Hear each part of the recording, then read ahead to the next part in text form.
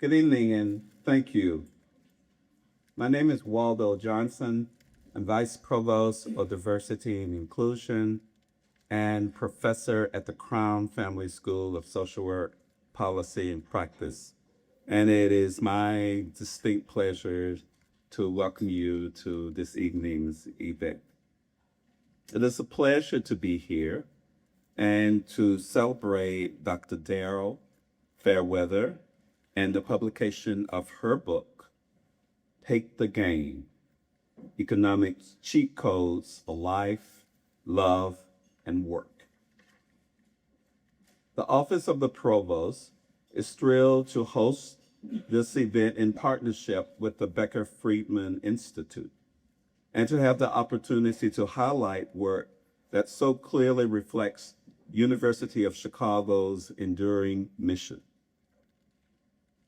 to confront complex questions, to challenge conventional thinking, and to apply the results of rigorous inquiry to the challenges of the broader world. Dr. Fairweather's journey and contributions embody that spirit. She was the first Black woman to earn a PhD in economics from the University of Chicago, a remarkable achievement that continues to inspire generations of scholars. We're also fortunate to have Daryl, we were, excuse me, fortunate to have Daryl join the expanding diversity in economics cohort this past summer, where she shared her insights and engaged the participants in many thoughtful questions. Her generosity, intellect, and candor left a lasting impression on all who attended. Tonight, we continue that conversation to explore how Dr. Fairweather's ideas help to better understand the intersections of economics and everyday life. Once again, welcome and congratulations to Dr. Fairweather on this exciting milestone. It is now my pleasure to turn the mic over to Professor Chad Syverson, Distinguished Service Professor in Economics and Deputy Director of the Becker Friedman Institute, who will formally introduce the speaker. Thank you.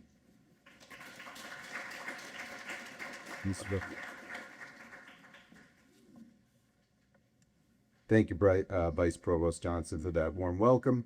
And let me add my welcome to all of you. It's wonderful to see so many people here to come listen to Daryl talk. Just very excited about it. So the Becker Friedman Institute, our job is to be a hub for cutting edge research from all economists on campus, including the econ department, Booth, Harris School, the law school. I like to say it's our job to give legs to the ideas bubbling up from the economists on campus. And our goal ultimately is to have global impact. And we're going to see one example of that tonight. And that's why we're excited to have Daryl back. Daryl actually took my class, and you can see she was able to avoid irreparable damage while doing that. She's written this wonderful book, which I've been able to read. And it just so obviously oozes economics from all its pores. It's a wonderful way to see the mind of economists at work as applies to kind of everyday sort of things. It was really a fun read, and if you haven't had a chance yet, you're in for a treat. Daryl's the chief economist at Redfin. She was previously a behavioral economist at Amazon.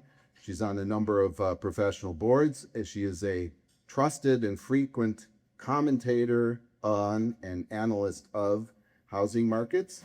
And I've seen some of those commentaries, and I can tell you she delivers her analysis with that zip that's customary for University of Chicago economics. So the talk tonight, I'm sure, will have the same.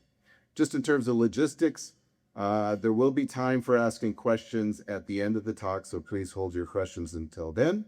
And then following the event, if you're interested, Those who received or purchased a book can come to the front and get their book signed by Daryl. And without any further ado, please join me in welcoming Daryl Fairweather to the podium.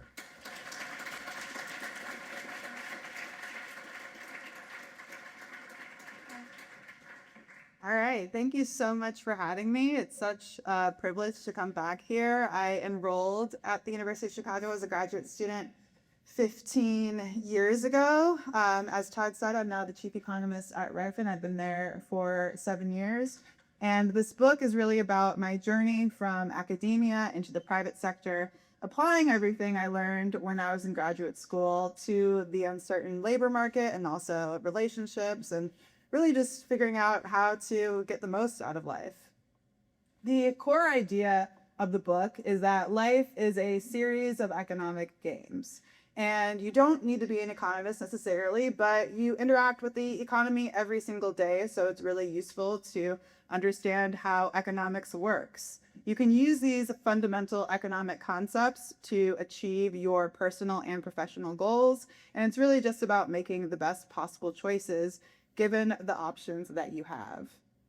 So in this talk, I'm going to answer some questions that come up in life and show you how economics and behavioral game theory can help with those questions, like how to decide when to stay or leave a situation. How can you spot a lemon job or relationship before it's too late? When is it important to signal status and when should you hide it? And just how do you negotiate better pay? Because everybody wants to get paid more, right? The fundamental framework that I talk about is the inside option versus the outside option. The inside option represents the status quo of whatever situation you're in, and the outside option is what you could get if you left behind the status quo and pursued something else. So in relationships, if you're in a happy relationship, your inside option is that love and affection you get, having somebody that you can rely on. And your outside option, if you're in a happy relationship, is presumably worse than your inside option. You might regret breaking up. But if you're in an unhappy relationship, your inside option might be stressful and might involve a lot of bickering and fights. And your outside option might be freedom, getting to do whatever you want, not have to worry about your partner telling you what to do, and just getting to focus on yourself as an individual. When things are stable, this is what economists call a Nash equilibrium. When both people in the relationship see their inside option of staying in the relationship as better than their outside option, then that relationship is probably going to last a long time. But, relationships can change, and sometimes inside options get worse. That's what people see in this movie. Okay, great.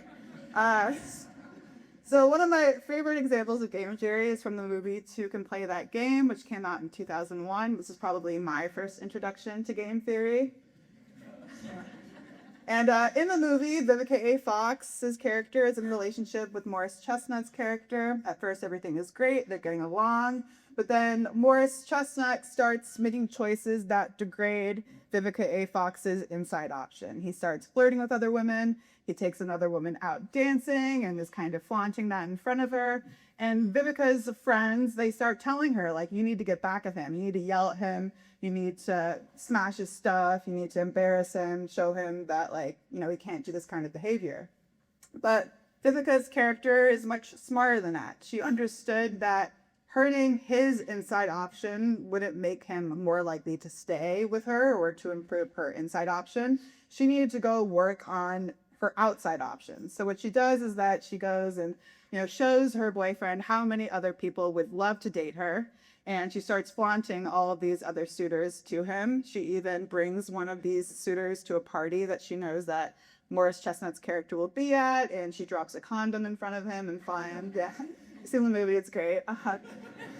And flying that, she's going to have a one-night stand and that the relationship's going to be over. And then in the end, Morris Chestnut, he realizes that he could lose Vivica, and he commits to being better in the relationship and treating her better. So he ends up improving the inside option, and they end up back in a stable equilibrium. But, in the real world, it's really hard to judge if your inside option is better than your outside option because we have cognitive biases that can keep us stuck with the status quo even when the outside option might be more favorable. So I'll give you a couple of examples. One bias is the sunk cost fallacy. I see this in real estate a lot. Somebody who might really want to move into a new house might be reluctant to sell their home because they just put a big investment in it. Maybe they like renovated the kitchen or something. And if they were to sell the house, they would have to admit that that was a mistake and that maybe they're not going to recoup the money that they put into it. So instead of pursuing that outside option, they stay stuck. But the thing is that you can't undo past decisions. If you made an investment in the past, that shouldn't really have any bearing on what you choose moving forward. You should only consider the present situation and what could happen in the future. You can't undo what's already been done. So those costs, you shouldn't account for them. Another bias that comes up a lot is ambiguity aversion. It was this famous experiment in behavioral economics where in a lab experiment setting, participants were told that they would win a prize if they selected a red ball from an urn. They were given the option of choosing between two urns. In one urn, they were told that the odds were 50-50, that there were half red balls and half black balls in the urn. And there was another urn where the odds were hidden. They were told there was some unknown combination of black and red balls. It could have been 100% black or 100% red. They weren't told which. But the thing is that if you're just told that there's some unknown combination of black and red balls, there's still a 50% chance of selecting that black urn and a black ball and getting the prize because not knowing anything, it's 50-50. But people overwhelmingly choose the urn where the odds are known. And this happens in the real world. People seek out situations where they know the odds, even when knowing those odds doesn't necessarily improve their outcomes. Another bias is the anchoring effect.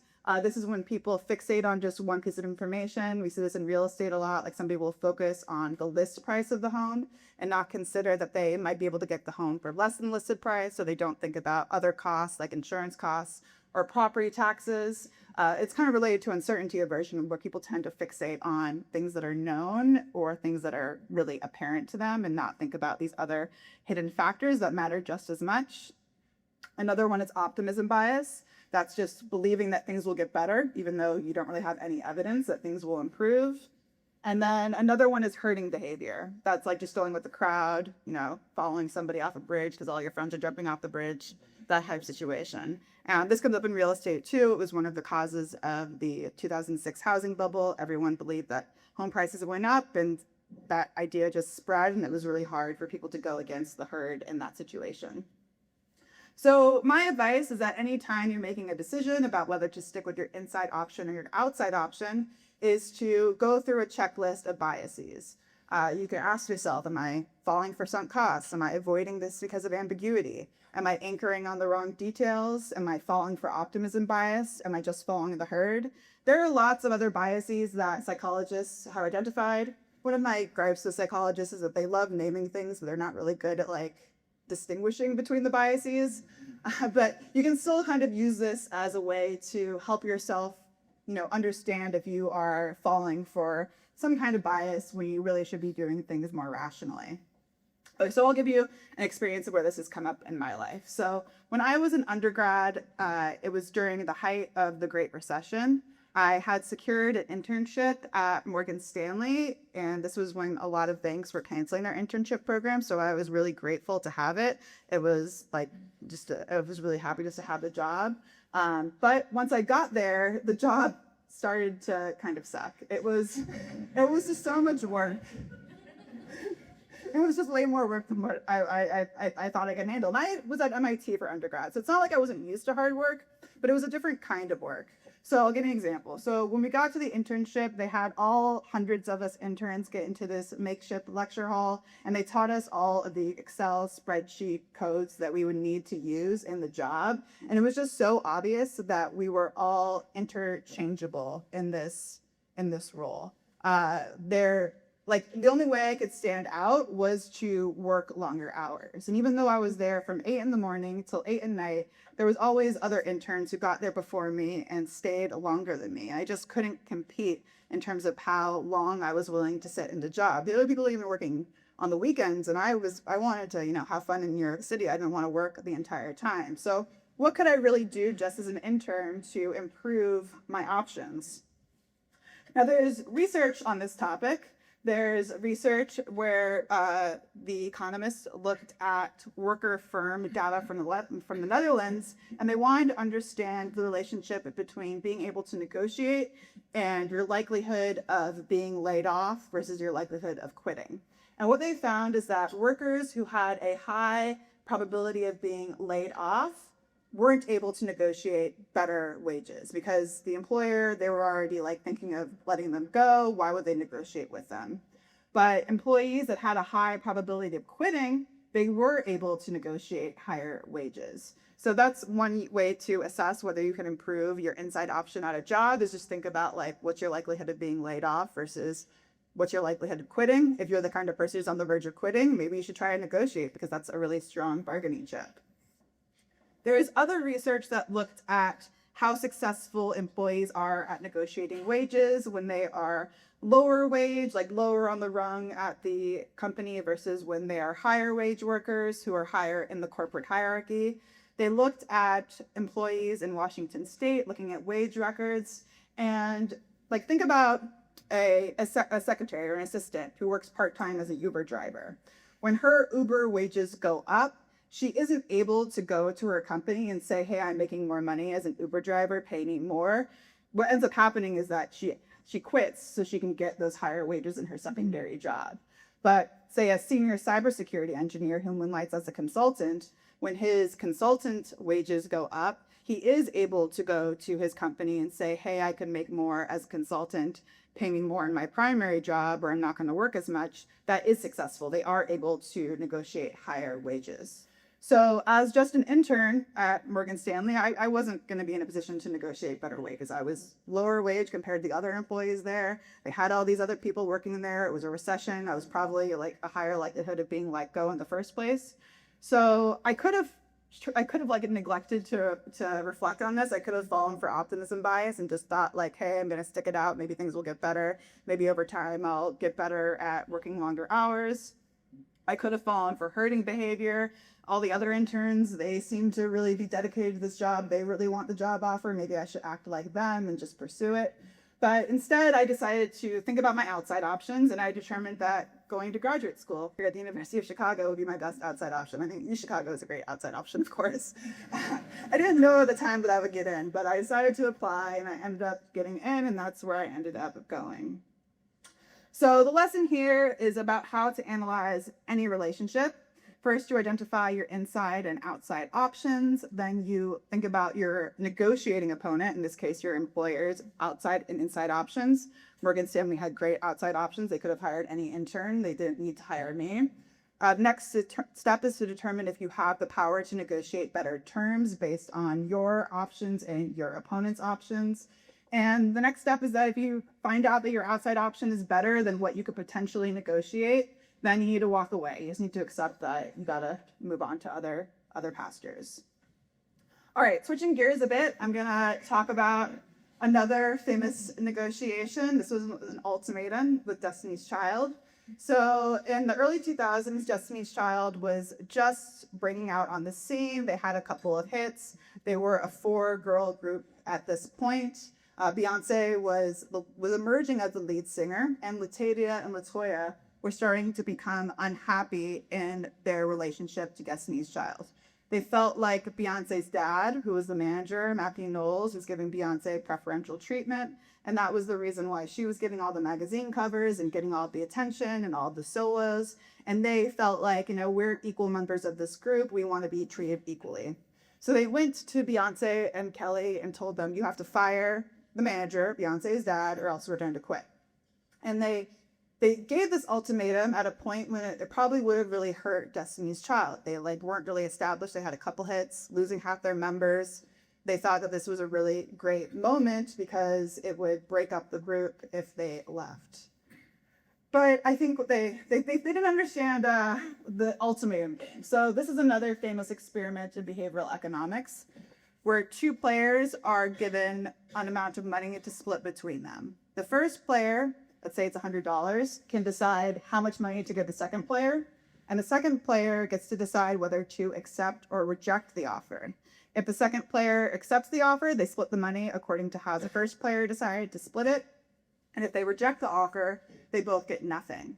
Now, from a purely rational perspective, the second player should always accept the offer as long as the offer is at least like a penny greater than zero, because something is better than nothing. But what ends up happening in lab settings is that the second player will often reject the offer if it's less than like 40% of the total pie.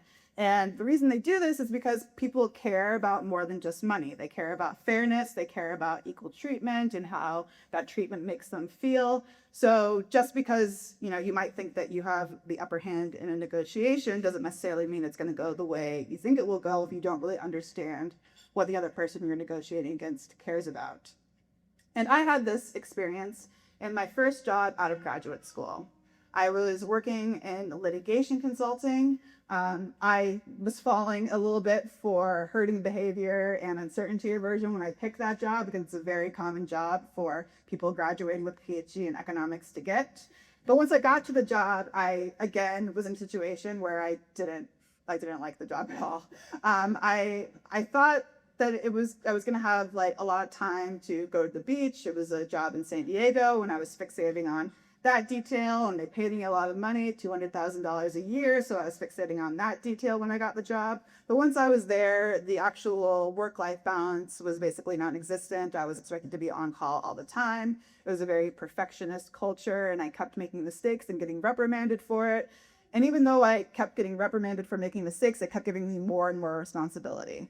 And then I was working on this project with a Fortune 500 company with just one other economist, and that economist quit and took another job. So I was the only economist on this project. I was a junior economist, but I was leading this project, which was the work of a senior economist.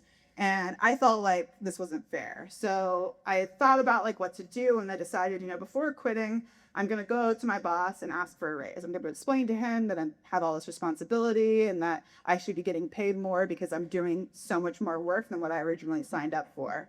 But my boss just flat out said no. He rejected my implicit ultimatum of asking for a raise or I quit. And I was really shocked that he didn't even try to negotiate with me. I asked for a 20% raise, which is pretty crazy in retrospect, but I thought he would, I could do that a lot. But I thought he'd negotiate down to like 10% and we'd both feel good about it and that would be the end of it. But he just flat out said no. And during that interaction, I realized what he cared about. So the first time I had a one-on-one interaction with him a couple of weeks into the job, he told me that I was such a workhorse. And he said it with a smile on his face, so I was like kind of confused by the comment because workhorse sounds like an insult.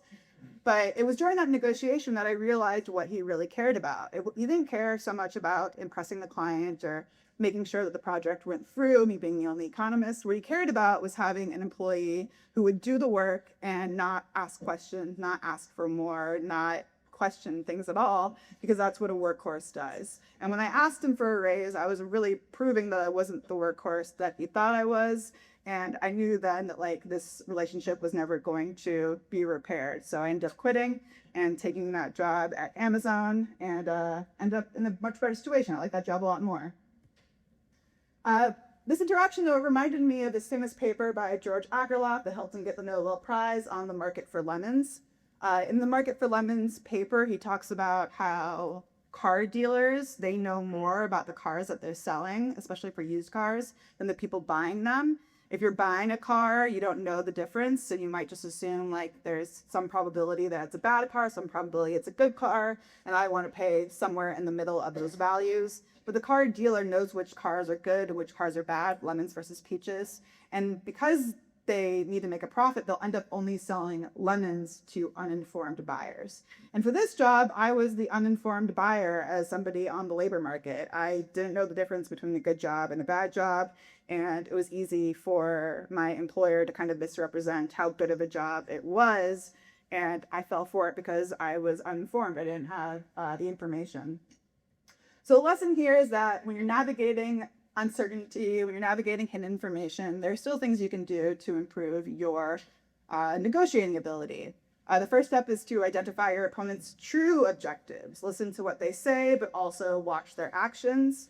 Ask yourself if they benefit from misleading you. Like, don't take what they say at face value. Like if your car dealer is telling the whole truth or your boss, be skeptical. And also, you have to accept the limits of your knowledge. You're never going to have perfect information, but you can still try to gather as much information you can get and make an educated guess. And when you get new information, you can change and make a different decision. All right, so I've talked a lot about me losing at negotiations, but I'll switch over to how you can actually use economics to win. So the first example I'll give you is about haggling over price. In the United States, there's not a lot of opportunities to haggle price. But when I was working at Amazon, I traveled to Beijing with my coworkers where negotiating over price is pretty common. We had some time off from doing work and we went to this shopping mall in Beijing. We split up and we all went to different stores and then we met up for lunch. And over lunch, we were all talking about what we bought, and I showed the pajamas, the silk pajamas that I had bought, and my coworker asked me how much I paid for them. And I told him I had paid 100 yuan, which I think is about like $30. And he was so shocked. He pulled out of his bag like the exact same pair of pajamas that he had paid triple for. And I was thinking about like why did he pay so much more than me? And when I was negotiating with the shop owner, she kept asking me like, what are you doing in Beijing? Are you here as a student? And I was like, no, I'm actually here on business. But she was like, oh, what are you studying in China? Like, why are you here?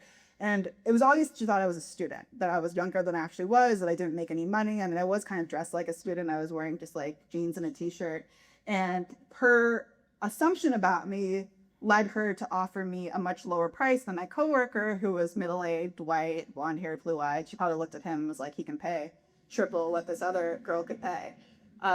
So when you're negotiating against somebody, you should realize that they're going to be looking at you and kind of sizing you up to assess how much you're willing to pay or how much they should offer you in your salary. And part of what goes into that are stereotypes and their perception of you. But you can fight against those stereotypes through signaling. And I'll give you an example involving birds. There's a lot of bird examples in the book. Peacocks, they signal through their colorful plumage. So the peacock, they have to use resources. They have to eat food in order to grow these really elaborate tails, which kind of seems wasteful. Like, we think as an animal, you would want to spend those resources on something that would help you survive. But having a really beautiful tail signals to their mates that they are going to be good breeding partners, that they're really healthy. So that kind of signaling helps them in a way, even though it's very costly to them. And the same thing is true of humans. We engage in something that economists call conspicuous consumption. There's this paper by Kerwin Charles, Eric Hurst, and Nikolai Rosanoff. Hurst is a professor here. Charles used to be a professor here. And they looked at racial differences in conspicuous consumption. So like, who pays more for these luxury items that signal wealth status? And what they found is that Black and Hispanic Americans spend more on conspicuous consumption. And their explanation for it was that they are signaling against stereotypes. So if you are a Black or Hispanic person, people might assume that you don't make very much money, but wearing a lot of expensive clothes or luxury items or driving a luxury car can signal to people that you are of higher status, and that might help you get better treatment. It might help you negotiate better. It might help you get a loan. It might just help you navigate the world easier if you invest in these signals. So when should you signal that you're high status versus low status? When you're negotiating a salary, you probably want to signal high status, dress well, project confidence, and signal that you have really strong outside options. When you're negotiating a price, you want to signal that you're lower status, dress down, project modesty, and let whoever you're negotiating against underestimate your willingness to pay. In both situations, you want to signal that you have done your research, that you are willing to go somewhere else, that you're willing to walk away. But how you dress, you might want to dress differently depending on what you're negotiating. And I'll give you an example from my life, and I'll use real numbers because I'm an economist and I'm not ashamed of talking about actual salaries. So when I was working at Amazon, I was out on maternity leave. I got a call from a recruiter at Redfin asking me if I wanted to apply to be their chief economist. As a senior economist, my target compensation was $230,000 a year. But the stock price had gone up a lot since I started working there, and I was on track to make $300,000 that year. The recruiter asked me what I'm currently making at my role. And all recruiters ask this, although I think it's like maybe illegal for them to ask it in some states. But back then, all recruiters would always ask this question because they want to know your outside option. They want to know how much you're making so they can offer you exactly that amount which is just, or maybe a little bit better than what your inside option is to get them to get you to take the outside option. But I knew this trick. I had mistakenly told a recruiter my salary before, and then the offer came back exactly at that. So this time I knew not to tell them my salary. And there's research that supports this. So there was a field experiment looking at online labor markets that found that when employers don't have the compensation history of applicants, the employer will end up making offers to applicants with lower historical compensation, and those candidates are better able to negotiate higher wages. So based on that, I knew that I needed to not tell them what I was currently making, but I still wanted to set a high reference point. I wanted to send a signal that I needed to make a lot of money in order to accept this job. So I did a little research about, what a chief economist or a director, which is about the equivalent, could make in the Seattle area. And I took the very top of the range from what I saw on Glassdoor, and I told the recruiter, I'm only going to apply for this job if you're offering at least $400,000, which is pretty ridiculous because I was only making like $230 or $300 after stock compensation.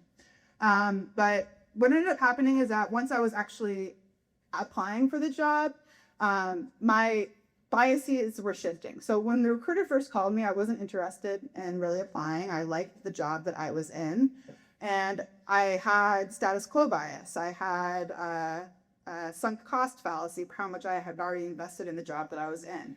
So instead of that bias working against me, I was able to use that for me, because if I set a ridiculously high number and she walked away, like, whatever, I still like my job and I have this bias to stay in the job.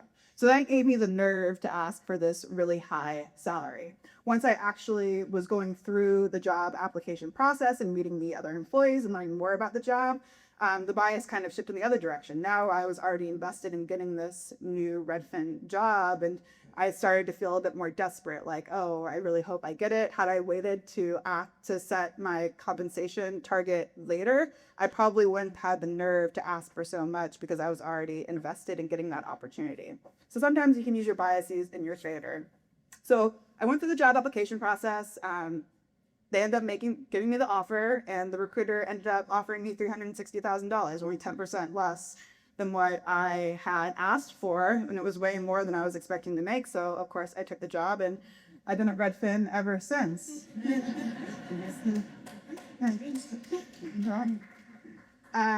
Oh wait, do I have that right in there? Okay. Oh, so the lesson here is to, when you're decide whether to stay at your job, it's really important to evaluate, your current job, think about it rationally. Are you getting enough money? Are you getting enough growth, purpose? Check your psychological biases. Make sure to look for better outside options. It's actually really important to explore your outside options even when you're happy in your job, because that's when you're going to have the most nerve to negotiate something better or to seek out something even better than what you have. And make sure to set a high reference point. Don't be afraid to really push on that. Let potential employers assume that your outside options are great, but if they don't know that, you need to correct them and set that reference point high enough for them. And I continually research compensation, even though I don't plan on leaving my current job. I still want to know if I'm getting a competitive salary. So shortly after the pandemic, there was that period where nobody wanted to work anymore, as everyone was saying. It was a really tight labor market.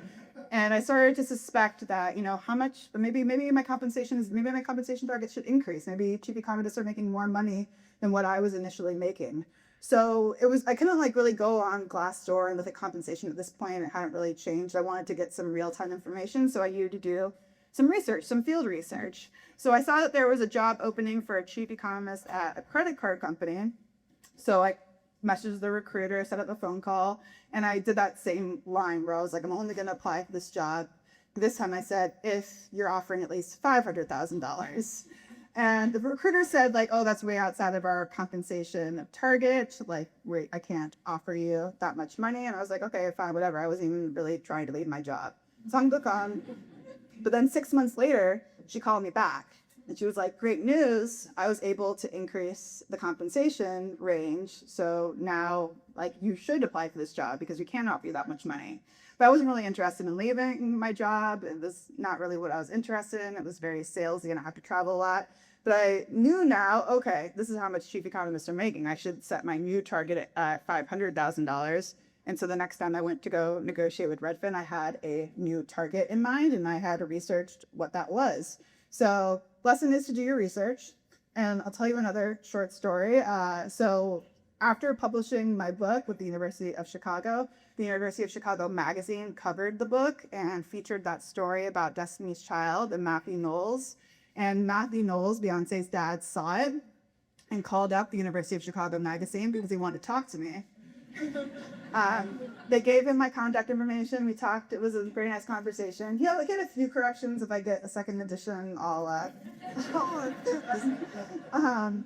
but he said that where LaToya and Latavia went wrong is that they didn't do their research. They didn't understand how the music industry worked. They didn't understand that there's always a breakout star like Beyonce in a group like Destiny's Child. So he reaffirmed this. So this is Beyonce's dad's approved advice. So just to sum it up, you can hate the game, you can hate that the economy is unfair, but you can still enjoy playing the game. If you understand the rules, you can still win.